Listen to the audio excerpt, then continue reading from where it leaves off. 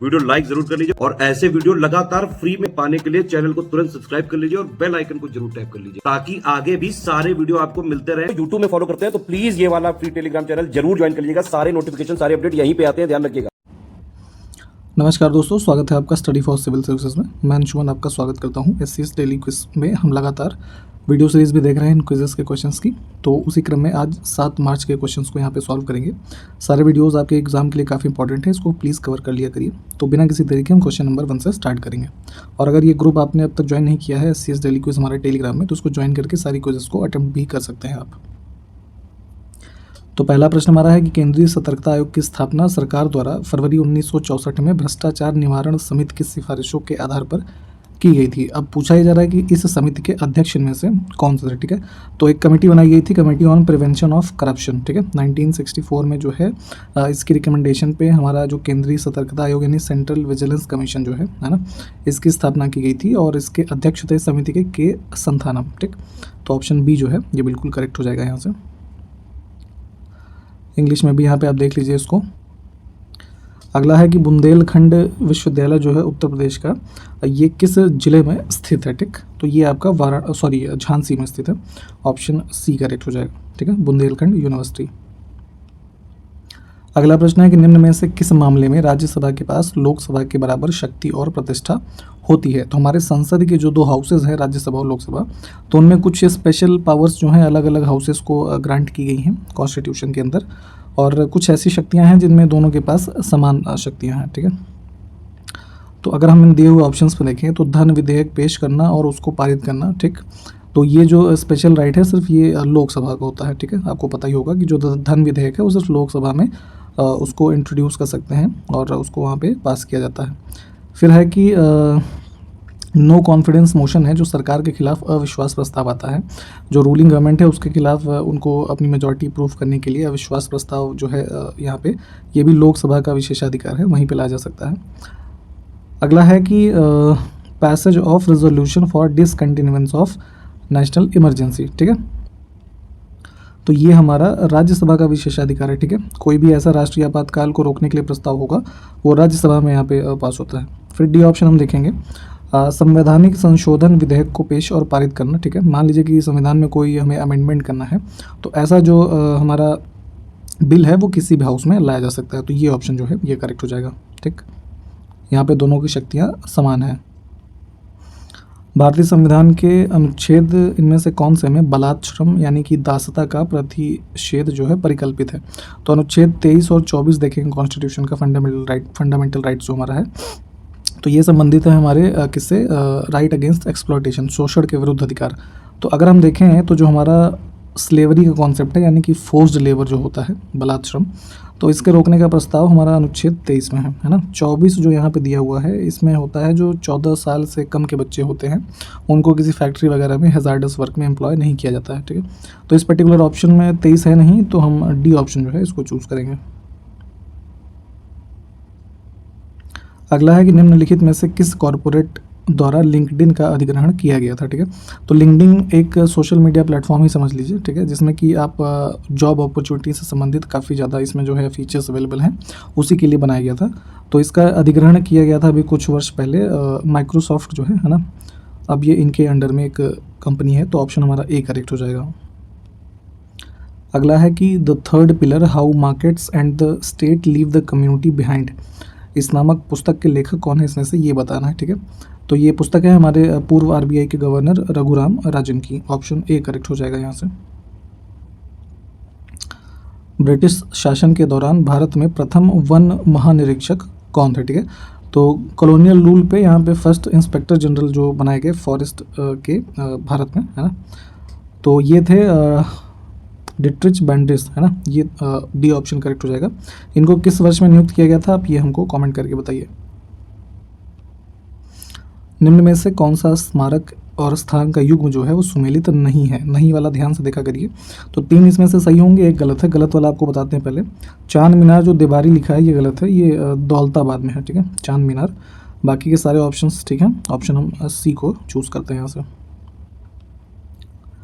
अगला है कश्मीर घाटी में हिमनदों की मिट्टी और अन्य सामग्री के मोटे निक्षेपों को मोराइन के साथ किस रूप में जाना जाता है, ठीक है। तो देखिए कश्मीर वैली में आप देखेंगे जो जम्मू कश्मीर का रीजन है, तो यहाँ पे जो ग्लेशियल जो हमारे ग्लेशियर्स वगैरह हैं हिमालयन रेंजेस के, तो उनका जो ग्लेशियल क्ले है और भी उसमें जो मिनरल्स होते हैं, तो ऐसी मिट्टी जो यहाँ पे इन क्षेत्रों में जमा होती है, ठीक, तो इसको बोलते हैं यहाँ पे करेवा, है ना, करेवा फॉर्मेशन बोला जाता है इसको, ठीक। तो ऑप्शन हमारा बी जो है ये करेक्ट हो जाएगा। इसको एक बार मैप में देख लीजिएगा तो वहाँ से आपको क्लियर हो जाएगा ज़्यादा। निम्न में से कौन लघु हिमालय की 3 प्रमुख श्रेणियों में से एक नहीं है, ठीक है। तो देखेंगे तो जो हमारी हिमालयन रेंजेस हैं उसमें ऐसे डिवीज़न है, जैसे ग्रेटर हिमालय है, फिर मिडिल हिमालय है ना, फिर जैसे लेसर हिमालय हो गया। तो अगर हम बात करें यहाँ पे जास्कर जो है, तो ये हमारा जो ये वृहद हिमालय है उसका भाग है, ठीक है। तो ऑप्शन हम यहाँ पे सी जो है इसको चूज़ करेंगे, ये लघु हिमालय की 3 श्रेणियों में नहीं है। अगला प्रश्न है कि स्वतंत्रता संग्राम के दौरान भारतीय राष्ट्रीय कांग्रेस के एकमात्र अध्यक्ष कौन थे जिन्होंने निर्वाचित होने के बाद भी अध्यक्ष पद से इस्तीफा दे दिया था, ठीक है। तो 1939 का जो त्रिपुरी का सेशन था, यहाँ पे सुभाष चंद्र बोस जो हैं ये चुने गए थे कांग्रेस के प्रेसिडेंट, और गांधी जी के नॉन वायलेंस वाली आइडियोलॉजी से इनके जो मत भिन्न होते थे, तो इन्हीं सब चीज़ों को लेकर के यहाँ पे इन्होंने इस्तीफा दे दिया था। बाद में इसके जो है उन्होंने फॉरवर्ड ब्लॉक की स्थापना भी की थी। तो यहाँ से बी ऑप्शन हमारा जो है ये करेक्ट हो जाएगा। निम्नलिखित में से कौन गुप्त साम्राज्य का प्रथम शासक था, ठीक है। तो यहाँ पे गुप्ता एम्पायर में देखेंगे तो चंद्रगुप्त प्रथम जो है ये इसके फर्स्ट रूलर रहे, ऑप्शन बी। माल और सेवा कर यानी कि जीएसटी शासन के तहत अगस्त 2021 तक उच्चतम कर की दर या स्लैब क्या है, ठीक है। तो जो जीएसटी इंट्रोड्यूस हुआ है भारत में 2017 से, तो उसमें देखेंगे कि हमारी अलग अलग जो स्लैब्स बनाई गई हैं उसमें अलग अलग वस्तुओं को शामिल किया गया है। तो अगर सबसे उच्च दर हम देखें तो ये 28% की जो कर की दर है वो लगाई जाती है। तो यहाँ से सी ऑप्शन करेक्ट होगा। और इसमें आप हमको एक चीज़ ये बताइए कि टोटल कितनी जो कर की दरें हैं वो जीएसटी के अंतर्गत अभी अवेलेबल हैं भारत में। फ़िलहाल सी इसमें से चूज़ करके आगे बढ़ते हैं। जल वाष्प को वापस पानी में बदलने की प्रक्रिया को संदर्भित करने के लिए किस शब्द का प्रयोग किया जाता है? तो एटमॉस्फेयर में जो वाटर वेपर हमारा है ये कंडेंसेशन इसका होता है, यानी कि संघनन, है ना। तो संघनन होकर जो ये यहाँ पे बादलों में पानी के रूप में परिवर्तित होता है, बाद में जो फिर इसी के कारण वर्षा होती है। तो यहाँ पे संघनन वर्ड का हम यूज़ करेंगे, ऑप्शन डी। इनमें से देखिए कि कौन से सिक्योरिटी फोर्स ने चुने हुए कर्मियों को दिए गए एक विशेष शक्ति पुरस्कार की स्थापना की है जो महिलाओं के सशक्तिकरण के लिए काम करते हैं, ठीक है। तो यहाँ पे ये अवार्ड, शक्ति अवार्ड जो है शुरू किया गया है हमारा जो सेंट्रल रिजर्व पुलिस फोर्सेस हैं सीआरपीएफ, इनके द्वारा, ऑप्शन ए। अगला देखें कि अमीबा एक या एक से अधिक उंगलियों के आकार के प्रोजेक्शन को बाहर धकेलता है जिसे इनमें से क्या या फिर फॉल्स फुट कहा जाता है, ठीक है। तो एक जीव होता है अमीबा, है ना, तो उसमें देखेंगे तो ऐसे फिंगर जैसी स्ट्रक्चर्स उसके शरीर के बाहर होती हैं जिसको यूज़ करके वो ऐसा अपनी मूवमेंट और फूड को कैप्चर करने के लिए यूज़ करता है, ठीक है। तो इसको स्यूडोपोडिया बोला जाता है ना, या फिर फॉल्स फुट। ऑप्शन हमारा ए जो है ये करेक्ट है। इनमें से कौन सी वह प्रक्रिया है जिसके द्वारा पृथ्वी की सतह पर चट्टानों को तलछट मिट्टी और पानी में घुलने वाले पदार्थों में तोड़ दिया जाता है, ठीक है। तो देखिए ये परिभाषा है वीदरिंग की, यानी कि अपक्षय की, ठीक। अपक्षय में होता क्या है कि ये स्थैतिक प्रक्रिया है जिसमें मान लीजिए हमारा अर्थ के सरफेस पे कोई मान लीजिए माउंटेन रेंजेस है, ठीक है। तो वहाँ पे चट्टानें हैं, तो चट्टानें जो टूटती हैं, है ना, तो टूटी हुई चट्टानें जो कि हमारा ऐसे इधर सेडिमेंट्री रॉक्स के रूप में मान लीजिए कन्वर्ट हो गई है ना, मिट्टी के रूप में परिवर्तित हो गई उसी स्थान पे, और पानी में घुलने वाले पदार्थों के रूप में हो गई, ठीक है। तो ये प्रक्रिया है अपक्षय की। अपक्षय में एक चीज़ ये ध्यान दीजिएगा कि ये एक स्थैतिक प्रक्रिया है, इसमें जो उन मटेरियल्स का ट्रांसपोर्ट है वो सम्मिलित नहीं होता है। मान लीजिए अगर इन्हीं टूटे हुए मटेरियल्स का ऐसे ट्रांसपोर्ट होकर वो कहीं दूसरी जगह जा करके वहाँ पे वो निक्षेपित हो रहे हैं, तो इस प्रक्रिया को अपर्दन बोला जाएगा, ठीक है। तो अपर्दन जो है गत्यात्मक क्रिया है, इसको ध्यान रखिएगा। तो यहाँ से ऑप्शन ए को चूज़ करेंगे। विरासत ए खालसा नामक संग्रहालय निम्नलिखित में से किस शहर में स्थित है, ठीक है। तो यहाँ पे देखेंगे तो आनंदपुर साहिब में ये विरासत ए खालसा एक म्यूजियम है जो स्थित है, ऑप्शन बी, पंजाब के अंदर। अनुच्छेद 213 के तहत प्रख्यापित अध्यादेश को वापस किसके द्वारा लिया जा सकता है, ठीक है। तो जब हमारी संसद या फिर राज्य विधानसभा जो है वो सेशन में, सत्र में नहीं होती है, तो ऐसी स्थिति में किसी कानून को बनाने के लिए अध्यादेश जो है जारी किया जाता है, यानी कि ऑर्डिनेंस। तो प्रेसिडेंट जो है हमारा अनुच्छेद 123 के अंतर्गत इसको इशू करते हैं, और राज्यपाल जो है वो 213 के अंतर्गत करते हैं। तो मान लीजिए अगर कोई ऑर्डिनेंस इशू कर दिया गया है और उसको मान लीजिए किसी कारणवश वापस लेना है, ठीक है, तो ऐसा जो है उसको विड्रॉ करने की जो शक्ति है ना, वो राज्यपाल के पास ही होती है। ऑप्शन हमारा यहाँ से ए जो है ये करेक्ट हो जाएगा। किस भारतीय व्यक्तित्व को ब्रिटिश सम्राट ने नाइटहुड दिया था, लेकिन जलियांवाला बाग हत्याकांड जो है उसके बाद उनके द्वारा इसे वापस कर दिया गया, ठीक है। तो देखिए रॉलेट एक्ट जो आया था 1919 में, इसके खिलाफ जो प्रदर्शन चल रहे थे, तो जलियांवाला बाग हत्याकांड हुआ था। जनरल डायर के आदेश पे निर्दोष लोगों के ऊपर गोलियां चलाई गई थी, ठीक है। तो इन्हीं सब चीज़ों के विरोध में जो है यहाँ पे रविन्द्रनाथ टैगोर जी हैं, इनको नाइटहुड की उपाधि दी गई थी ब्रिटिश साम्राज्य की तरफ से। तो इन्होंने इसके विरोध में अपना जो नाइटहुड है उसको वापस कर दिया था। तो यहाँ से बी ऑप्शन जो है ये हमारा करेक्ट हो जाएगा।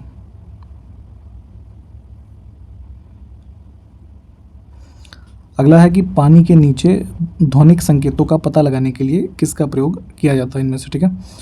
तो बेसिकली जो हमारा ये होती है ना सबमरीन्स वगैरह, तो उसमें यूज़ करते हैं हाइड्रोफोन, है ना। तो ये हाइड्रोफोन एक ऐसी जो हमारा डिवाइस समझ लीजिए, तो अंडर वाटर जो हमारे ध्वनि संकेत हैं उसको डिटेक्ट करने के लिए इसका यूज़ किया जाता है। प्रशासनिक सुविधा के लिए उत्तर प्रदेश में कितने नगर पालिका यानी कि म्यूनिसिपल बोर्ड हैं, ठीक है। तो पूरे उत्तर प्रदेश में देखा जाए तो नगर पालिका की संख्या आपसे पूछी जा रही है, तो ये फैक्ट है, इसको याद कर लीजिए, ऐसे ही पूछा जा सकता है। 226 इनकी संख्या है, ऑप्शन ए। टीपू सुल्तान जो है किस युद्ध में मारा गया था, ठीक है। तो यहाँ पे श्रीरंगपट्टनम की जो लड़ाई है 1799 की, है ना, इसमें जो है टीपू सुल्तान की मृत्यु हुई थी, है ना, ब्रिटिशर्स के द्वारा। ऑप्शन ए करेक्ट हो जाएगा। निम्न में से किन राज्यों या केंद्र शासित प्रदेशों में कावेरी जल विवाद न्यायाधिकरण शामिल है, ठीक है। तो पेनिनसुलर इंडिया में देखेंगे जो हमारी कावेरी नदी है, इसके वाटर के रिगार्डिंग काफ़ी समय से डिस्प्यूट चला रहा है वाटर शेयरिंग के बीच में। तो इसके लिए एक हमारा न्यायाधिकरण स्थापित किया गया है, यानी कि ट्रिब्यूनल। तो कावेरी वाटर डिस्प्यूट ट्रिब्यूनल में देखेंगे तो यहाँ पे केरल, पुदुचेरी, तमिलनाडु और कर्नाटक, है ना, ये सम्मिलित हैं। तो ऑप्शन हमारा जो इसमें से बी है ये करेक्ट हो जाएगा।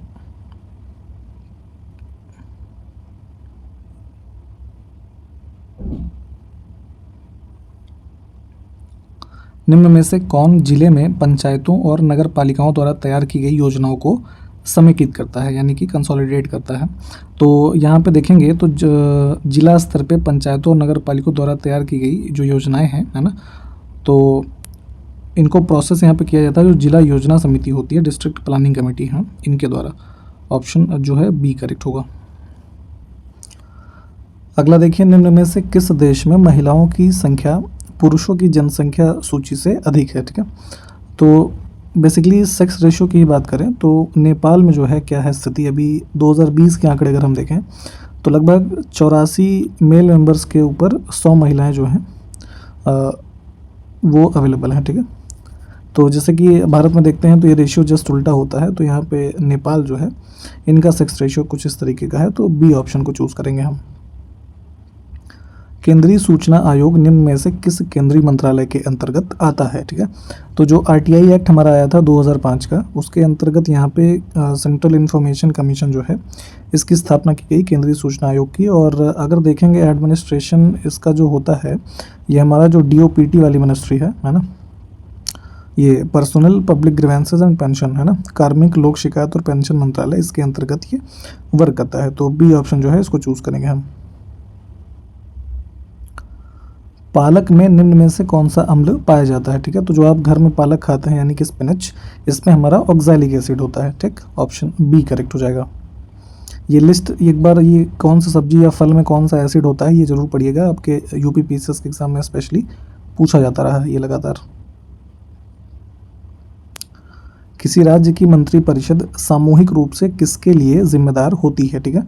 तो कोई भी जैसे स्टेट की काउंसिल ऑफ मिनिस्टर है या केंद्र की काउंसिल ऑफ मिनिस्टर है, तो ये डायरेक्टली रिस्पॉन्सिबल होते हैं जो उस हाउस का मतलब उस पर्टिकुलर जैसे स्टेट है मान लीजिए, तो वहाँ की जो विधानसभा है ना, मान लीजिए 2 सदन वाला हाउस है, विधान परिषद भी है, तो फिर भी उस कंडीशन में जो विधानसभा है जहाँ पे प्रत्यक्ष निर्वाचन से जो लोग चुन के आए हैं उनके हाउसेस के लिए वो उत्तरदायी होती है, ठीक है। तो इसमें से बी ऑप्शन जो है ये करेक्ट है।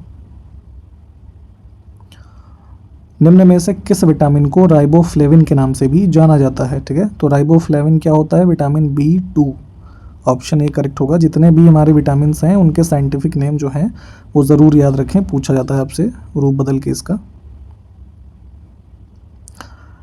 इनमें से कौन सा ग्रामीण और शहरी जैविक कचरे को अच्छी गुणवत्ता वाली खाद में बदलने की पर्यावरण के अनुकूल और उपयोगी विधि है, ठीक है।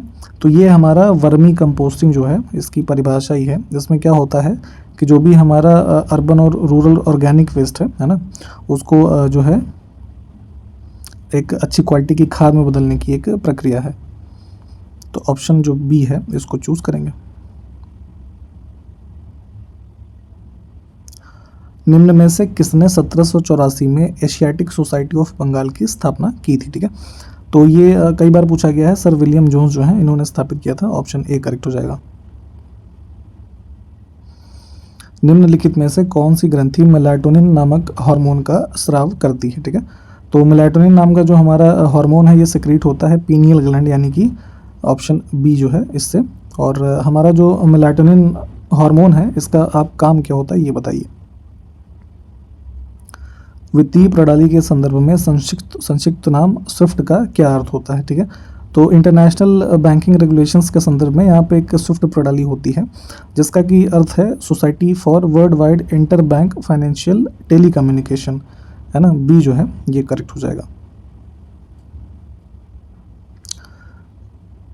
किस राज्य में पोलिश शरणार्थी परिवारों के लिए एक स्मारक स्तंभ स्थापित किया गया है जिन्होंने द्वितीय विश्व युद्ध के दौरान भारत को अपना घर बनाया था, है ना। तो कुल मिला के ऐसा है कि शरणार्थी के रूप में यहाँ पे जो पोलैंड है तो यहाँ से कुछ रिफ्यूजी फैमिलीज़ जो हैं इंडिया में आई थी, और वर्ल्ड वॉर 2 के टाइम पे हमारा जो 1939 के बाद का टाइम पीरियड है तो यहाँ पे काफ़ी जो है पूरे विश्व भर में स्थितियाँ गंभीर थीं। तो कुछ शरणार्थी जो आए थे यहाँ पे महाराष्ट्र में, ठीक है। तो इन्हीं की स्मृति में यहाँ पे एक स्तंभ जो है एक पिलर जो है उसको स्थापित किया गया है। आप ये बताइएगा कि महाराष्ट्र में कहाँ पर ये स्थित है। फिलहाल बी ऑप्शन जो है ये हमारा करेक्ट हो जाएगा। अगला है lower Kopili hydro electric power plant Bharat के किस राज्य में स्थित है, ठीक है। तो ये एक जो हमारा हाइड्रो इलेक्ट्रिक पावर प्लांट है सेटअप किया गया है असम स्टेट में, ऑप्शन सी करेक्ट होगा। आधुनिक भारतीय इतिहास के संदर्भ में अभिव्यक्ति बॉम्बे प्लान 1944 निम्न में से किसका एक प्रस्ताव था, ठीक है। तो यहाँ पे जो है इकोनॉमिक डेवलपमेंट यानी कि आर्थिक विकास से संबंधित एक बॉम्बे प्लान 1944 में जो है तत्कालीन कुछ इंडस्ट्रियलिस्ट और टेक्नोक्रेट्स के एक समूह के द्वारा प्रस्तावित किया गया था, ठीक है, ब्रिटिश गवर्नमेंट के जो है समक्ष, ठीक है, जिसके अंतर्गत ये भारत के अंदर आर्थिक विकास वगैरह से संबंधित इसमें से कुछ प्रस्ताव ऐसे दिए गए थे, ठीक है। तो ऑप्शन ए हमारा जो है ये करेक्ट हो जाएगा इसमें। उस्ताद अमजद अली खान निम्न में से कौन सा वाद्य यंत्र बजाते हैं, ठीक है। तो ये अमजद अली खान जो है ये संबंधित है सरोद के जो है वादन से, ऑप्शन बी करेक्ट हो जाएगा। निम्न में से किस वर्ष में सांची को यूनेस्को की विश्व धरोहर स्थल के रूप में घोषित किया गया था, ठीक है। तो जो यूनेस्को की हमारी हेरिटेज वाली लिस्ट है उसमें सांची को इंक्लूड किया गया था 1989 में, ऑप्शन जो डी है ये करेक्ट हो जाएगा। निम्न में से कौन सा तब होता है जब वर्तमान व्यय मानक संचालन के माध्यम से प्राप्त आय की मात्रा से अधिक हो जाता है, ठीक है। तो बेसिकली ये परिभाषा है बजट का जो डेफिसिट होता है ना, बजट घाटा, उससे संबंधित। सिंपल से शब्दों में समझें कि आपकी इनकम से ज़्यादा आपका एक्सपेंडिचर है ना, ये देखिए ना कि आपके जो वर्तमान में एक्सपेंसेस हैं वो आपके इनकम से एक्सीड कर रहे हैं। तो भारत सरकार के संदर्भ में भी अगर समझें तो बजटीय घाटा यही होता है कि आपने जो एस्टिमेट लगाया एक साल भर का, वो और साल भर के बाद देख रहे हैं तो एस्टिमेट से ज़्यादा आपका खर्चा हो गया है और आपकी उतनी इनकम हुई नहीं, तो ये बजट का डेफिसिट होता है। ऑप्शन हमारा सी जो है ये करेक्ट हो जाएगा। आगे बढ़ते हैं। अगला देखें कि पारसी समुदाय द्वारा नवरोज़ उत्सव के एक भाग के रूप में मेहर नामक देवता की पूजा की जाती है। यह देवता जो है किसके पीठासीन देवता है, ठीक है। तो बेसिकली जो हमारी ये पारसी कम्युनिटी है भारत में, तो उनका एक फेस्टिवल है नवरोज़, काफ़ी ज़्यादा फेमस है। इसके बारे में आपने जैसे फ्रीडम स्ट्रगल के टाइम पे भी पढ़ा होगा। तो इस उत्सव के एक भाग के रूप में एक मेहर नाम के देवता की पूजा की जाती है, जो कि प्रिसाइडिंग डाइटी हैं मून के, है ना, चंद्रमा को ये जो है यहाँ पे प्रस्तुत करते हैं। तो उनके पीठासीन देवता हैं। ऑप्शन हमारा ए जो है ये करेक्ट हो जाएगा। निम्नलिखित में से कौन हमारे सौर मंडल का बौना ग्रह नहीं है, ठीक है।